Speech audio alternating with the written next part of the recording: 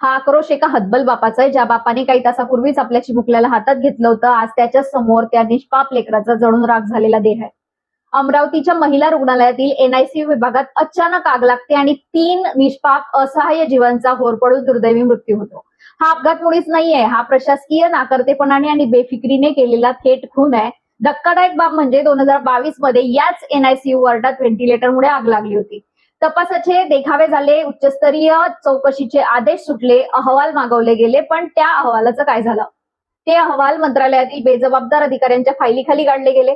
जर त्या अपघातातून धडा घेतला असता तर आज या 3 बालकांची ताटातूट झाली नसती. इथे फायर ऑडिट कागदावरच उरकले जातात, उपकरणांच्या सेफ्टी ऑडिटच्या नावाखाली निव्वळ बनावट सह्या केल्या जातात, मेंटेनन्सचा लाखो रुपयांचा निधी अधिकारी आणि कंत्राटदारांच्या खिशात जिरवला जातो आणि निष्पाप गरिबांची मुलं मात्र या ज्वालांमध्ये जळून भस्म होतात. आणि आग विजायच्या आधीच मुख्यमंत्र्यांची संवेदनहीन घोषणा येते की मृत बालकांच्या नातेवाईकांना 5 लाखांची आर्थिक मदत. लाज वाटली पाहिजे या व्यवस्थेला. काय किंमत लावली तुम्ही त्या चिमुकल्यांच्या प्राणाची?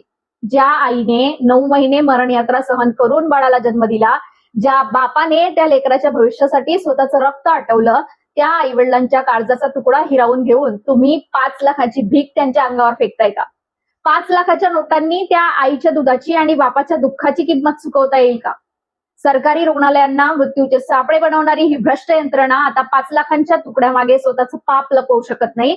आम्हाला तुमचे हे कागदी अश्रू आणि पोकळ घोषणा नकोयत. ज्यांच्या हलगर्जीपणामुळे हे लेकरं जळाले, त्या प्रत्येक अधिकाऱ्यावर सदोष मनुष्यवधाचा गुन्हा दाखल झालाच पाहिजे.